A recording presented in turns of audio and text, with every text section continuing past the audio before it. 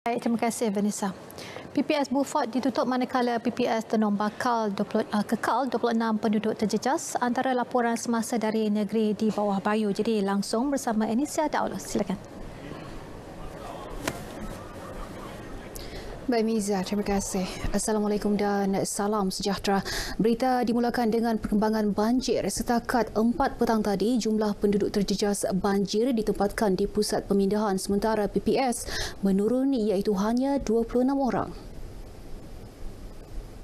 Menurut kenyataan Jawatankuasa Pengurusan Bencana Negeri Sabah, PPS Dewan DSP Muhammad Dun Banir Beaufort yang sebelum ini menempatkan 46 orang melibatkan 12 ketua isi rumah KIR dari 45 buah kampung ditutup sepenuhnya pada pukul 2.40 petang. Ia berikutan pemantauan di lokasi hotspot mendapati kawasan tersebut telah pulih. Manakala di Tenom, jumlah penduduk terjejas di PPS Rumah Kebudayaan Kalangkanar kekal 26 orang melibatkan 5 KIR dari 11 buah kampung. Sebelum ini, keadaan cuaca yang tidak menentu ketika ini menyebabkan paras air sungai di beberapa daerah meningkat dan melimpah sehingga menenggelamkan beberapa jalan serta kampung. Susulan kebakaran melibatkan 29 rumah di Kampung Meruntung, Lokawi pada Sabtu lalu. Penduduk terjejas yang masih berada di 2 pusat pemindahan sementara PPS iaitu PPS Serigai dan PPS Keramat di Putatan diberi tempoh sehingga Ahad ini untuk mencari tempat tinggal sebelum PPS berkenaan ditutup sepenuhnya. Pegawai Daerah Putatan Zainuddin Haji Awang berkata, penduduk terjejas telah diberi kebenaran mendirikan semula rumah mereka di tapak berkenaan seperti dimaklumkan Ketua Menteri Datuk Seri Panglima Haji Jinor ketika lawatan ke kedua-dua PPS tersebut pada Isnin lalu. Ketua Menteri telah memberi kebenaran kepada penduduk-penduduk bangsa-bangsa ini untuk membina semula rumah-rumah mereka di kawasan yang terbakar tersebutlah.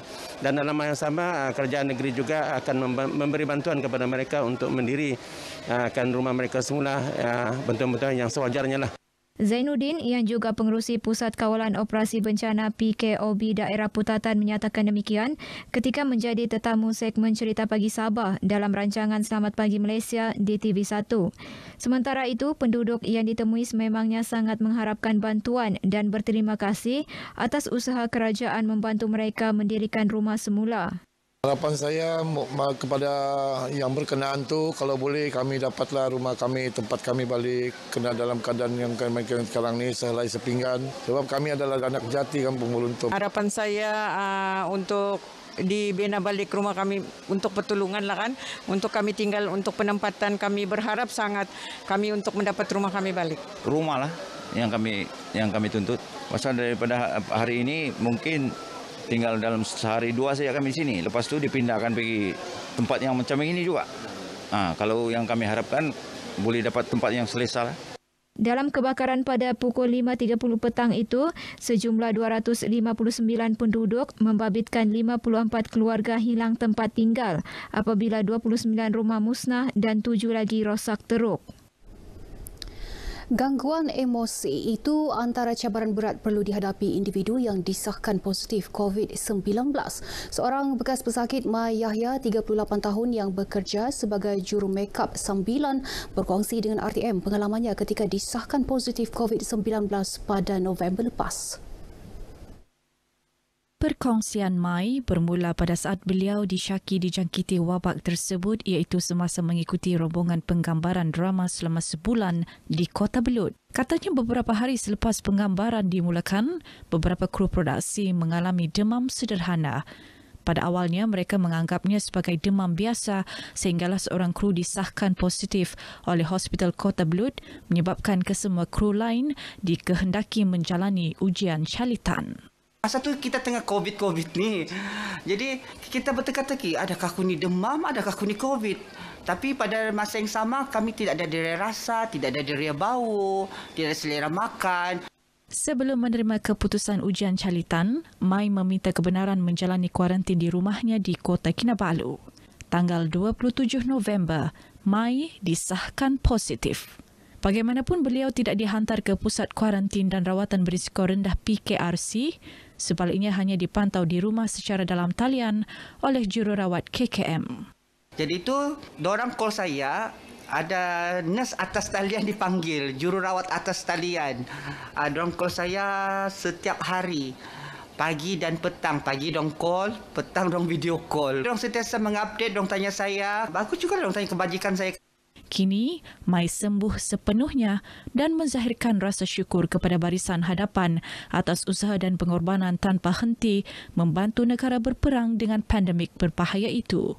Beliau menasihati orang ramai supaya sentiasa berwaspada dan turut memain peranan membantu kerajaan mengukuhkan benteng melawan pandemik.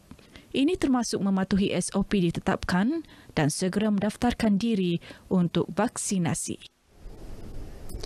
Malaysia Relief Agency MRA Sabah menyambut baik komitmen kerajaan melaksana usaha pemerkasaan belia ke arah pembangunan modal insan yang lestari dan berinovasi tinggi.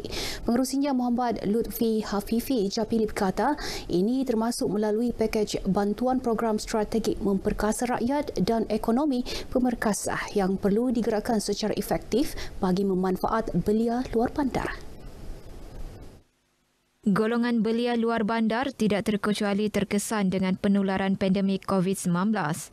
Muhammad Lutfi berharap pendekatan turun padang terus dilakukan pihak kepimpinan kerajaan di kawasan luar bandar bagi membolehkan lebih banyak keperluan dan permasalahan rakyat termasuk belia diatasi.